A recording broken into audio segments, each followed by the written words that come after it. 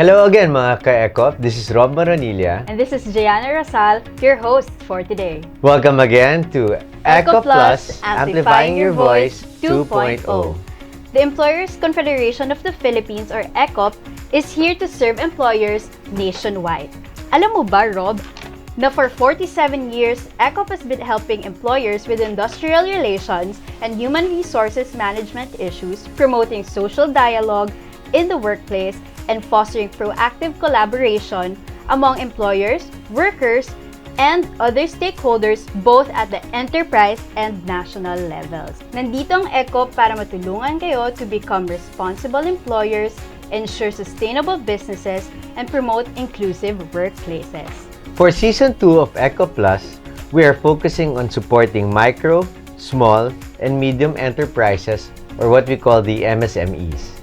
ECOP hopes to help MSMEs on responsible business conduct, social dialogue, occupational safety and health, at iba pa.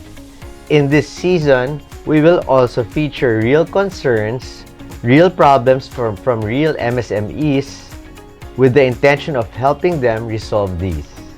Interesting, di ba? Correct. Kaya stay tuned mga ka-ECOP.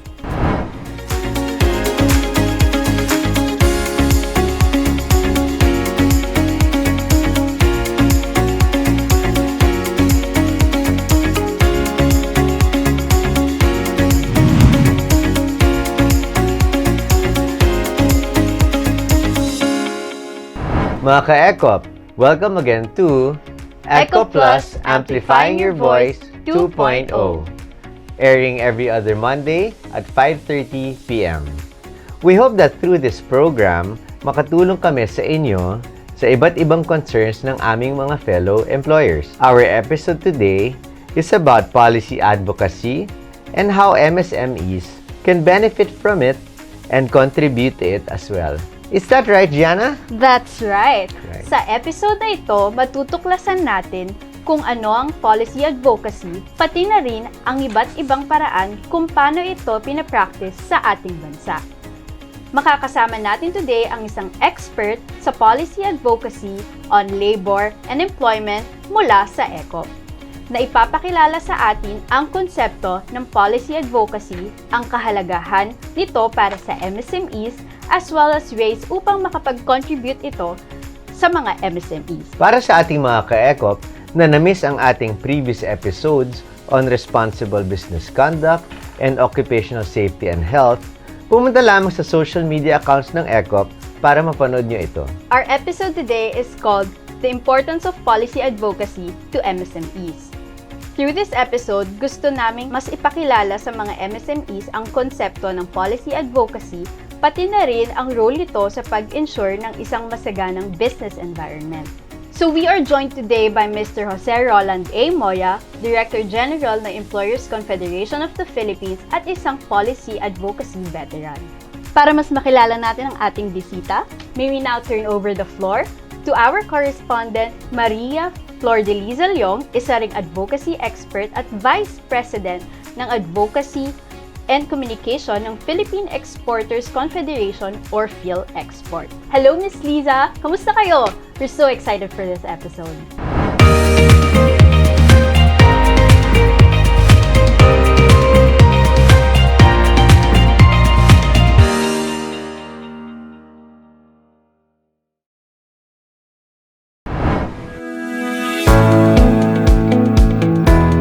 Hi, and maraming salamat Rob and Gianna. And as you mentioned, this episode will talk about policy advocacy with and for MSMEs. And to share his views on this matter is no less than the Director General of the Employers Confederation of the Philippines. Please welcome Mr. Roland Moya. Hi Roland, how are you? Hi Lisa, I'm good. Thank you very much for having me in the show.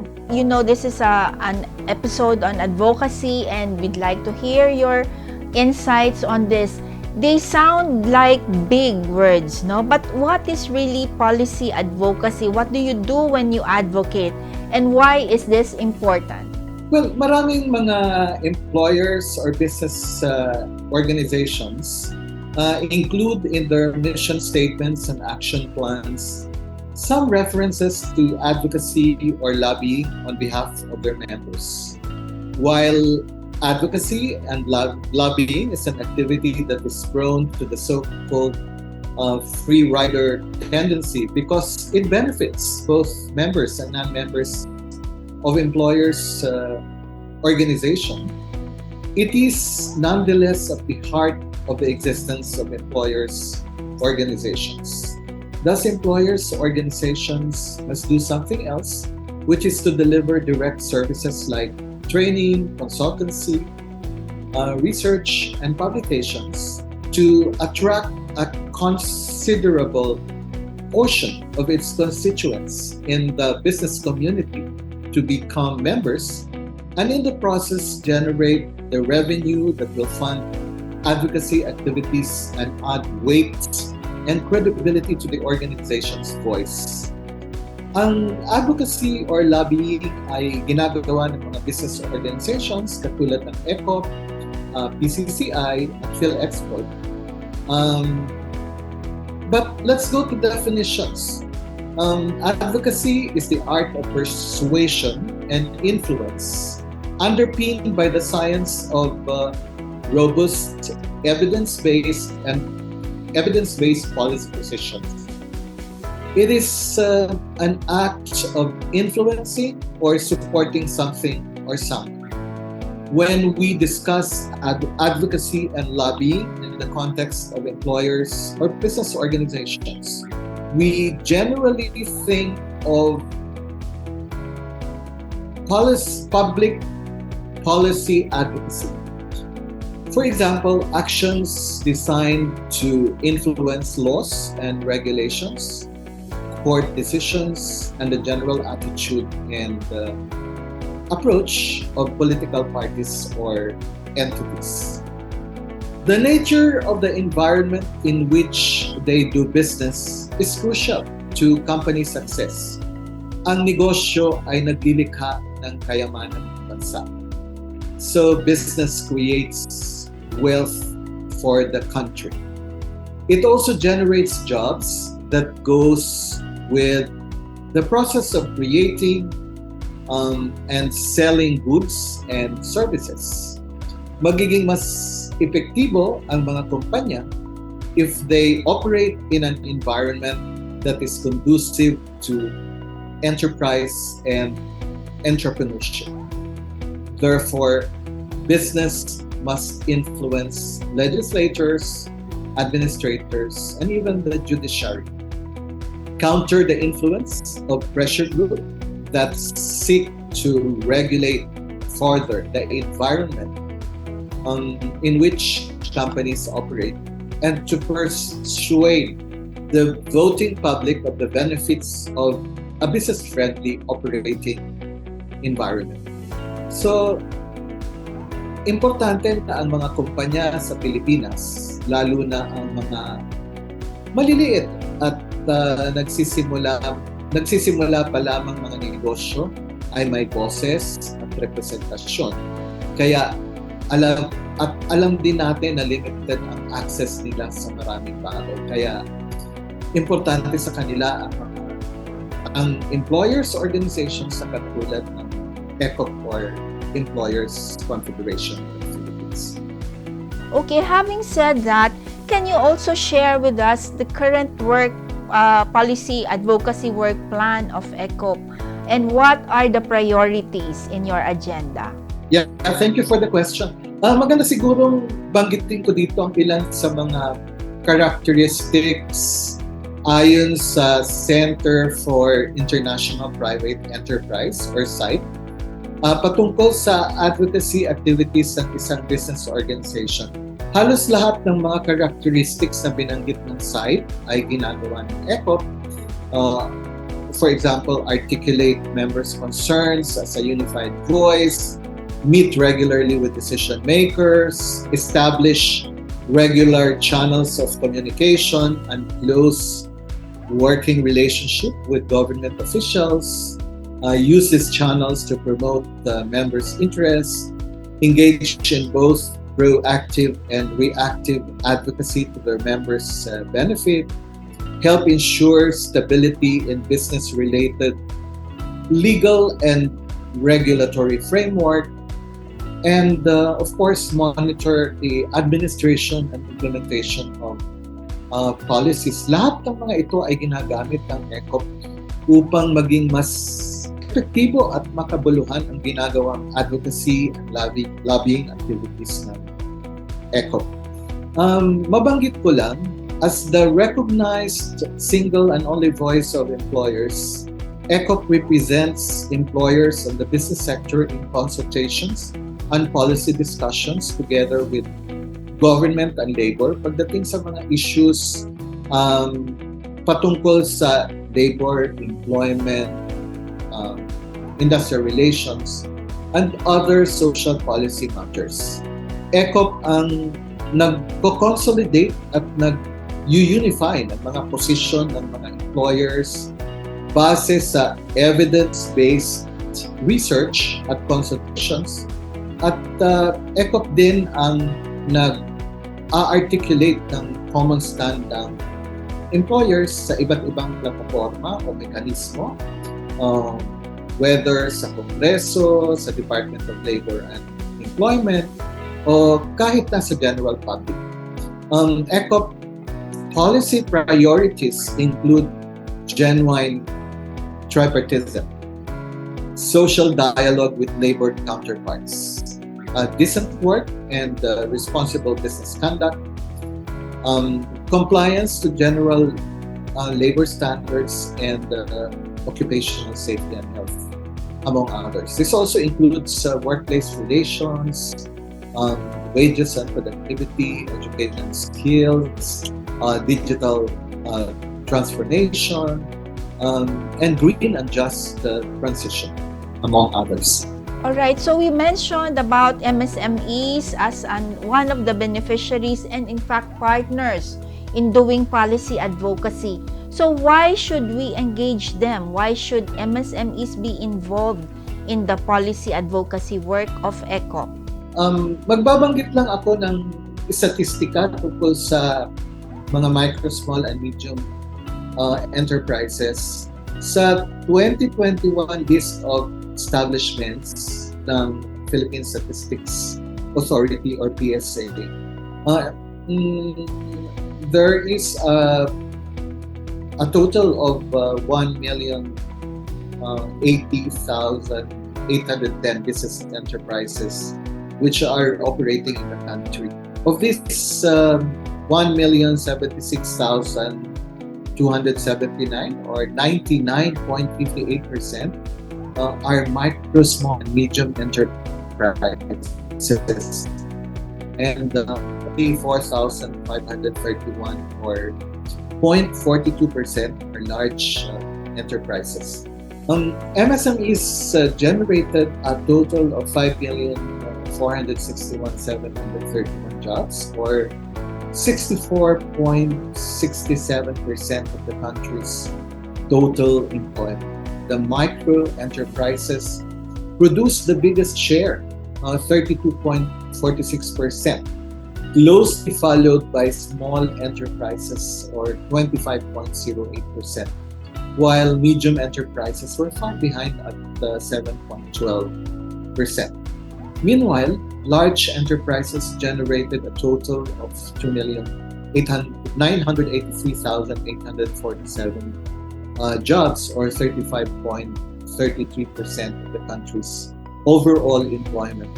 On top of pressing policy issues, MSMEs also face challenges on a day-to-day basis, such as lack of access to resources or technology, and limited or no access to other market platforms and essential services and support. The high cost of doing business also poses a formidable challenge to them. Most of the time, pag may mga batas na gustong ipasa sa Kongreso, walang exemption yan. Blanket legislation kung tawagin, maliit man o malaking kumpanya, may resources man o wala, automatic mako-cover ka. Kaya importante na ang welfare ng micro, small, and medium enterprises ay isinasa alang-alang pagdating sa policy making. Gusto natin mag-grow ang micro, small, and medium enterprises, hindi bumagsak. Gusto natin sila makakontribute sa employment generation at wealth creation. Kaya kailangan ang mga batas ay tutulong sa kanila upang sila ay lumago, maging stable at sustainable. As part of the beneficiaries and partners of ECOP, how can MSMEs contribute to meaningful policy advocacy results and work of ECOP? Yeah, maraming pamamaraan upang ang micro, small, and medium enterprises ay makasali at makakontribute sa policy advocacy initiatives ng ECOP upang lalong mas mapabuti ang operating business environment. For example, yung micro, small, and medium enterprises can reach out to ECOP and other industry or business associations, for example, PCCI, PhilExport, and they can send their insights and views on pressing policy issues that have heavy impact to specific business or industry. Second, they can attend consultations, meetings convened by ECOP kung saan dito ay kumukuha o kumakalat ang ECOP ng mga insights at comments on certain issues affecting business. Yung mga micro, small, and medium enterprises ay maaari ring sumali sa mga periodic surveys ng ECOP which are conducted to enable us to establish baseline and evidence for the policy position papers that we submit to government every now and then. Gusto namin sa ECOP na maging mas involved at maging aktibo sa policy advocacy ang mga micro, small, and medium enterprises. Kasi bukod sa sila ay tinuturing na backbone ng ekonomiya, sila ultimately ang maaapektuhan ng kahit anong mga bagong polisiya o batas na ini-introduce sa business sector dahil sila they constitute the biggest, the bulk of the enterprises in the country. Micro, small, and medium enterprises din ang makapagbibigay ng tunay na sitwasyon on the ground. Kaya kami sa ECOP, we make every effort to reach out to micro, small, and medium enterprises and make sure that our services are responsive to their needs and would benefit them. Maraming salamat, Roland. We certainly learned a lot from you, so marami kaming naliwanagan at natutunan. So, thank you again and back to you on the studio.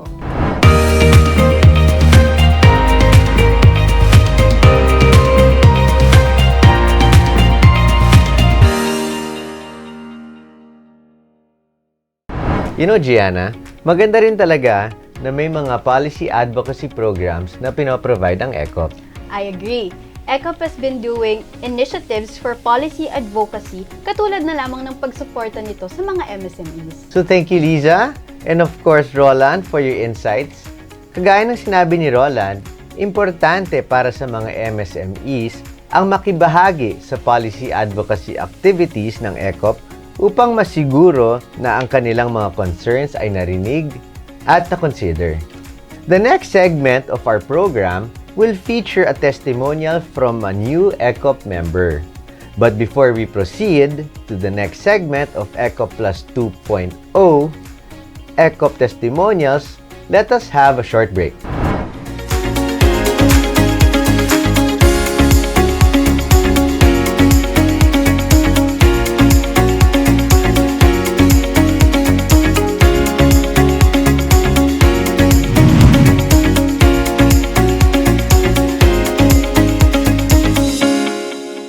Employers Confederation of the Philippines believes that our employees are the most valuable asset and investment for any organization.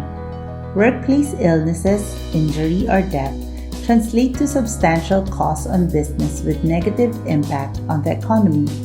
Thus, it is only right to give priority attention and importance to our employees' safety and health. With this, ECOP launched its Occupational Safety and Health Academy to implement intervention to promote a culture of compliance with OSH laws, regulations, and standards. The OSH Academy offers a comprehensive range of services. We offer workplace risk assessment to ascertain gaps in compliance to laws and regulations. We design remediation program to assess non-conformances. We offer public or in-house training to capacitate personnel on the law and practice related to OSH, such as the 40-hour Basic Occupational Safety and Health Training mandated by the Department of Labor and Employment, the 8-hour mandatory OSH training for all employees of enterprises, the 24-hour training of the trainers as mandated by DOLE, the training on maternal and child health, healthy lifestyle, mental health, HIV and AIDS, TB in the workplace, and the drug-free workplace. We also offer technical assistance in the formulation of corporate policies and installation of program on OSH as required by the law, and consultancy and advisory services on the challenging aspects of compliance. We have been accredited by the International Labour Organization Training Center in Turin, Italy, to conduct the Essentials of Occupational Safety and Health (EOSH) program.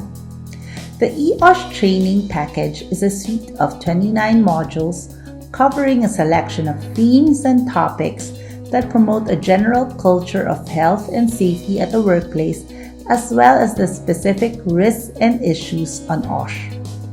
The package features a modular approach whereby users can select among the 29 modules and create the course that best suits their need. To learn more about our Occupational Safety and Health Academy, visit our website ecop.org.ph or email us at ecoptnd@gmail.com. Thank you!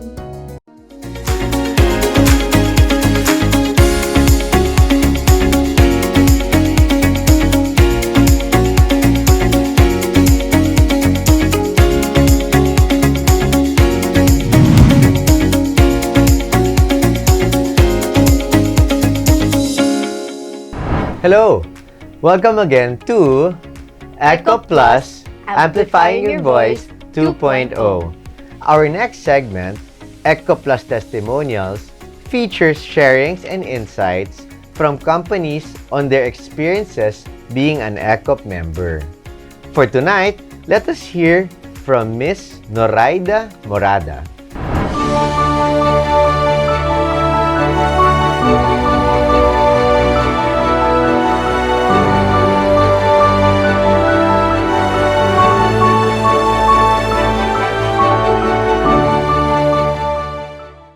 Well, I am Noraida Morada, President of LIPA Chamber and many organizations. But I joined ECOP this year as a new member. But actually, I am past member of Batangas Province during my time as a Vice President of Batangas Province.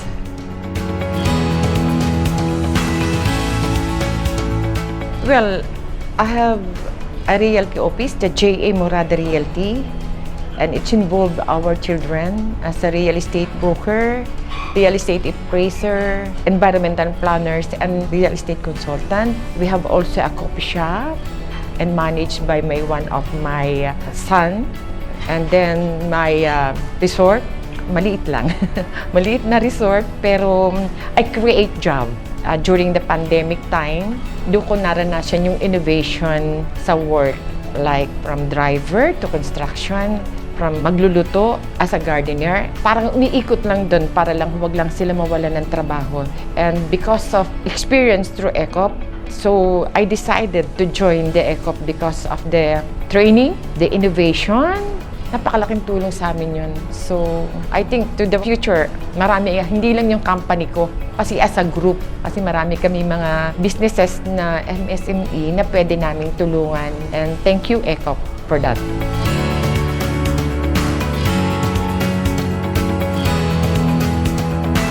Well, unang-una yung training na binibigay niyo sa amin. Na-experience ko nung mga nasa Batangas province pa ako. Yung pagbibigay ninyo like sa tourism, yung mga housekeeping, yung mga pagbibigay niyo sa amin ng idea. And napakalaking tulong ng ECOP sa amin. Hindi lang sa company ko, kundi dun pa sa iba na pwede naming mabigyan ng pagkakataon na makasali din sa ECOP. Kasi hindi lang naman pwedeng kami lang ang pwedeng sumali dyan. Kailangan i-open natin and para makatulong tayo. Hindi lang sa hindi lang sa province, kundi makita ng ibang province na talagang nandun yung ECOP. Ito yung pwedeng makatulong at makatulong tayo sa ekonomiya ng Pilipinas na marami tayong makikreate na job na hindi sila ay lang na parang tulungan mo naman ako, di ba? So, kailangan nating i-open din ang kanilang mind para doon sa mga bagay na gano'n.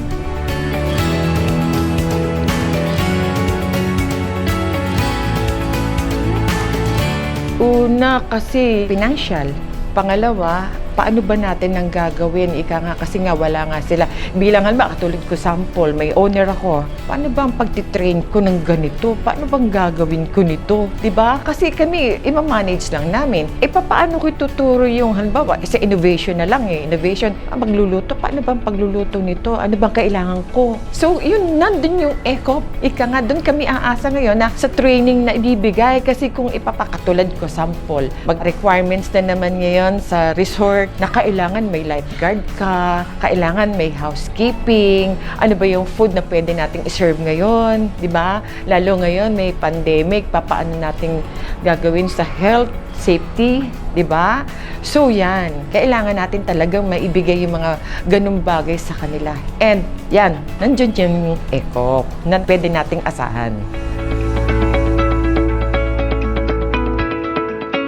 Kasi sila yung magki-create ng job di ba? Kasi kung aasahan lang natin yung malalaki, paano naman yung maliliit? Ako, I categorize myself sa maliit lang na company, di ba? So, katulad nun, kailangan ko ng cook, kailangan ko barista, kailangan ko ng housekeeping, kasi 3 company yung akin. So, paano gagawin ko, di ba? So, kailangan ko talaga ng ECOP bilang isa sa mga kapartner ko na, pwede bang train to? And then, hindi lang yung akin. Ikaw yung owner ng resort, kailangan mo ng training, lifeguard, water safety, yung survival. Yan, i-request ko si ECOP para tayo'y matulungan. Kasi, hindi ako makaka-create ng job kung hindi ko sila iti-train. Lalo yung mga nando sa mga countryside natin na, di ba, sa bukid lang, saan lang na yung pala. Kung meron silang another job, hindi sila maghihirap kasi makakabili sila ng mga dapat bilhin nila na pagkikitaan nila na on season, di ba? Diba? On call ka, waiter. Meron akong catering kasi kasama ko yun doon sa akin resort, may catering ako. So, kailangan ko ng mga waiter sa food safety, di ba? So, yun, nandun ang ECOP ngayon. Kaya kailangan natin yan.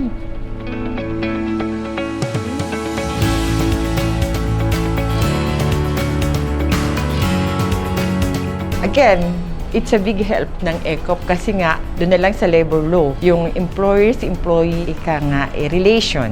Minsan kasi may mga batas na hindi namin minsan nalalaman, pero through ECOP, through training, get together ng dole, so nandun yung makaka-flow kami ng maganda kasi maiiwasan natin yung mga problema. And pag ECOP ka, di ba? Nandun yung hindi lang labor law, kundi ano ba yung pagmamahal mo sa iyong empleyado. Nandun yung kailangan kapain mo din sila, hindi lang pera-pera. Hindi lang kung ano bagay. Kailangan maging kapamilya ka ng iyong kampanya kahit maliit siya. And yan ang pwede nating i-share, maging isa ka sa maging ECOP family. At nandun yung ikagaganda ng marami.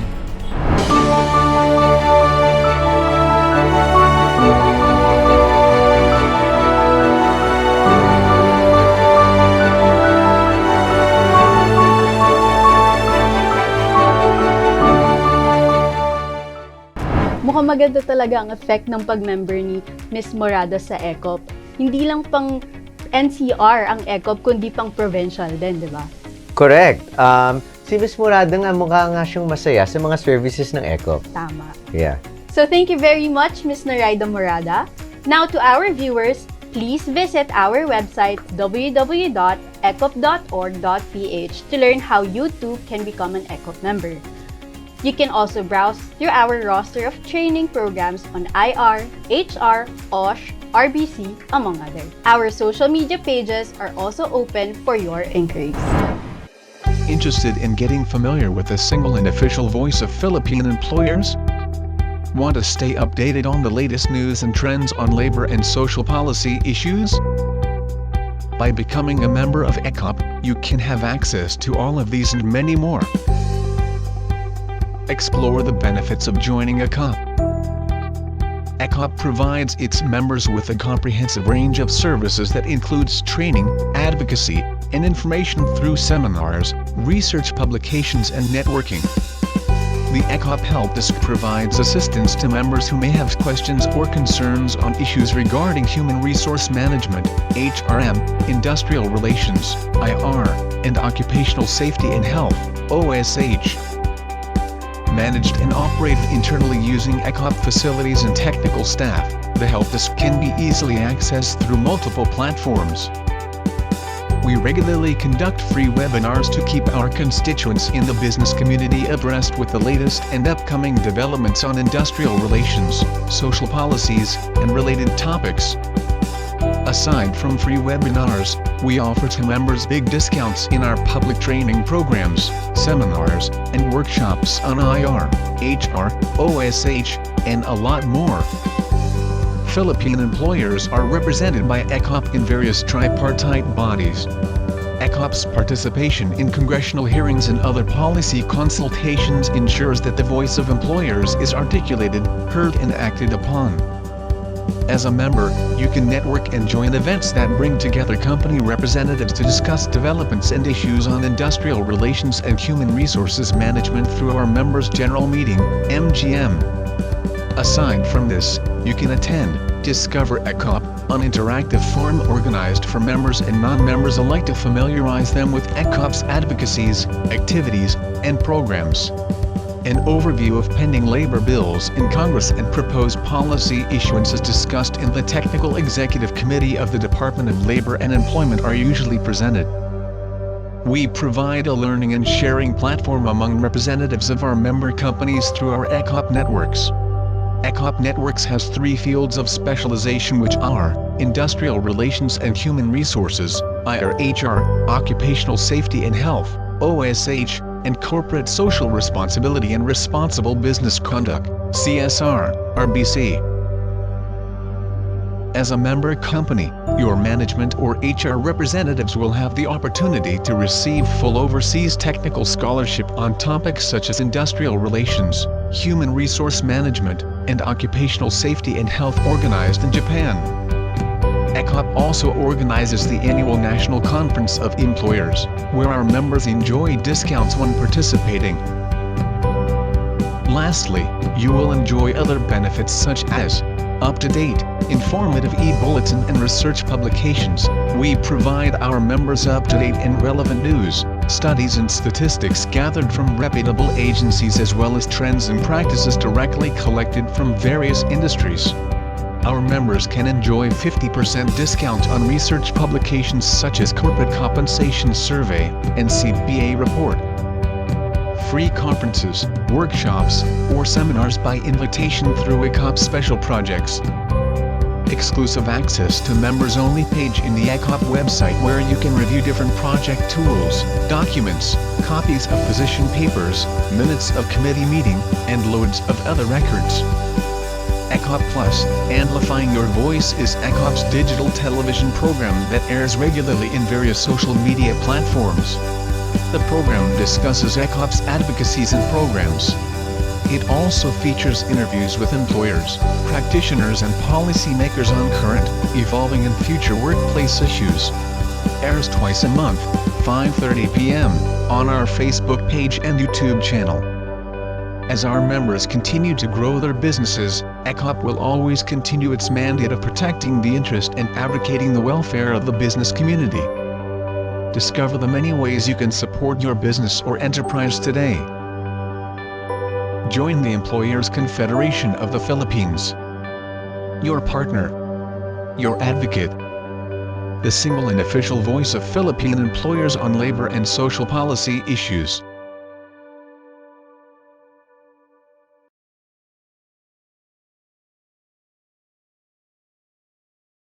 At dyan nagtatapos ang ating program for today. Salamat muli kay Liza at kay Roland for sharing their expertise and wisdom. Salamat rin kay Ms. Morada para sa pag-share ng experiences nyo as an ECOP member. But wait, there's more. Abangan ang ikalawang bahagi ng ating episode on the importance of policy advocacy to MSMEs next Monday. Sa susunod na part, tayo ay matututo mula kay Director Maria Criselda C., Executive Director ng National Wages and Productivity Commission. Salamat sa pag-tune in today mga ka-ECOP. See you again soon and have a good night.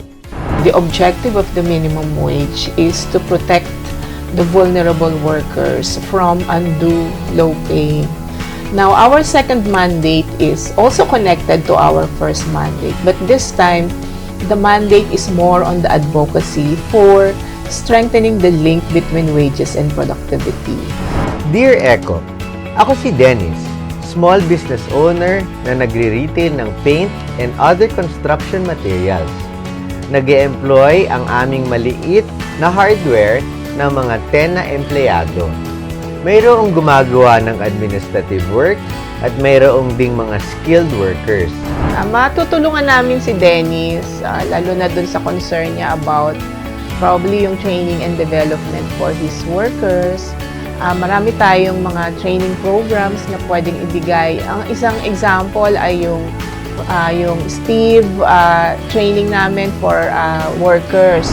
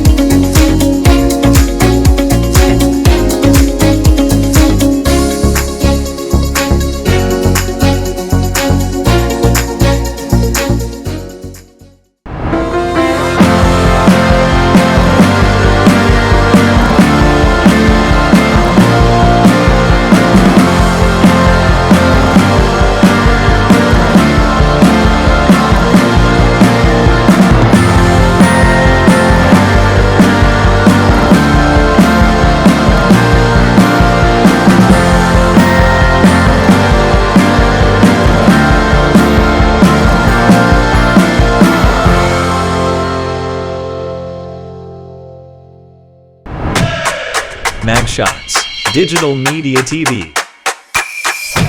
Here's our services offered. Same-day edits.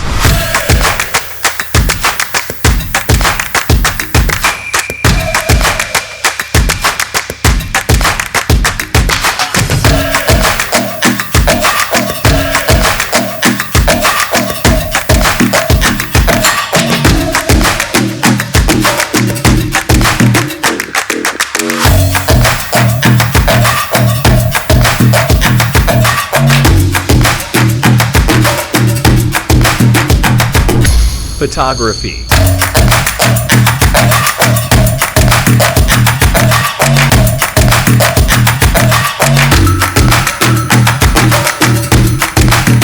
digital ads.